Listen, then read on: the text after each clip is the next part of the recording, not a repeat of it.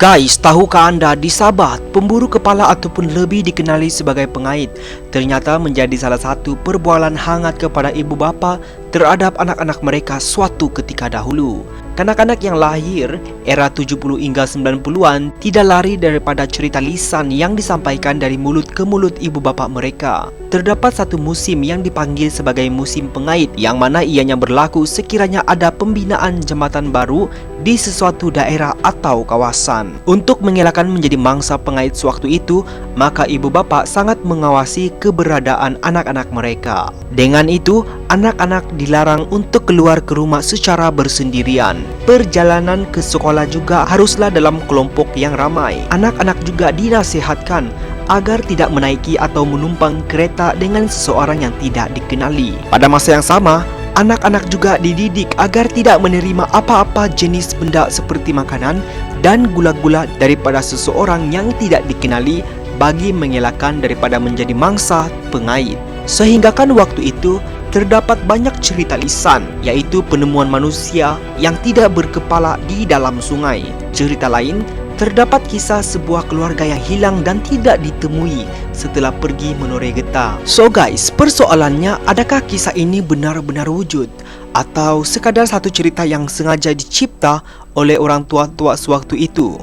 Kononnya, mereka berbuat demikian adalah sekadar untuk menakut-nakutkan anak kecil supaya tidak keluar rumah. So guys, untuk menjawab persoalan ini sama ada benar ataupun sebaliknya, kita harus ingat bahwa Borneo suatu ketika dahulu digelar sebagai Borneo, the land of headhunters. Kegagahan dan keberanian masyarakat di Borneo telah menggerunkan masyarakat dunia ketika itu. Berbalik kepada kisah pengait, dikatakan ianya adalah satu budaya dalam masyarakat Kadazan Dusun, Murut dan Rungus di Sabah. Namun, disebabkan kurangnya penulisan sebagaimana yang terdapat di Sarawak yang ditulis oleh James Brooke, maka kesahihan cerita pengait di Sabah masih lagi diragukan. Meskipun demikian, cerita lisan masih boleh didengar melalui mulut-mulut orang tua dahulu. Ternyata terdapat nama lain untuk pengait ataupun dikenali sebagai pemburu kepala ini. Masyarakat Dusun Lotut menyebut sebagai Magarib, sementara itu Tobilung menyebut Sagawi, Murut Nabai menyebut Pandadau, sementara itu Murut Delayan menyebut Maginggulu. Panggilan lain pengait juga adalah Tonggorib. Jadi guys, apakah tujuan pengait ini memburu kepala? Dan siapakah yang memberikan arahan mereka untuk melakukan hal yang sedemikian? Jika dikaji dengan lebih mendalam, ternyata terdapat motif yang berbeza antara pengait sebelum dan selepas penjajahan British. Menurut cerita orang tua lagi, ternyata pengait ini adalah orang yang berlesen. Kononnya mereka tidak akan ditangkap polis, dan jika mereka ditangkap ataupun diserahkan kepada pihak polis, mesti akan dilepaskan serta merta. Justru itu, keadaan inilah yang begitu membimbangkan pihak ibu bapa ketika itu. Sebagaimana yang telah dijelaskan tadi, terdapat musim pengait yang terjadi terutamanya ketika adanya pembinaan jambatan yang baru. Menurut kepercayaan tradisional orang Kadazan Dusun, suatu masa dahulu korban manusia akan diperlukan, terutamanya kepala mereka, bagi mengukuhkan lagi struktur jambatan yang baru dibina.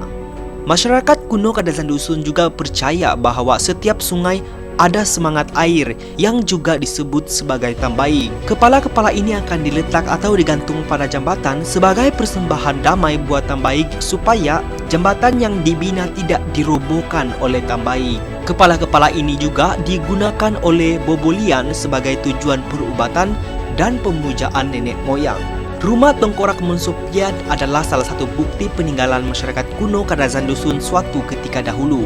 Terdapat 40 tengkorak tersusun rapi dalam rumah tersebut yang masih dikekalkan sehinggalah hari ini, yang mana dianggarkan tengkorak manusia ini sudah pun berusia lebih 300 tahun. Namun tidak dinafikan terdapat pantang larang dalam amalan pemburuan kepala ini. Seseorang yang harus dipenggal kepala haruslah dalam keadaan yang masih hidup. Ini kerana kepala yang dipenggal daripada orang yang telah meninggal tidak bermakna untuk disimpan. Namun di Sabah tidak dapat diketahui apakah sebab musabab amalan ini telah terhenti.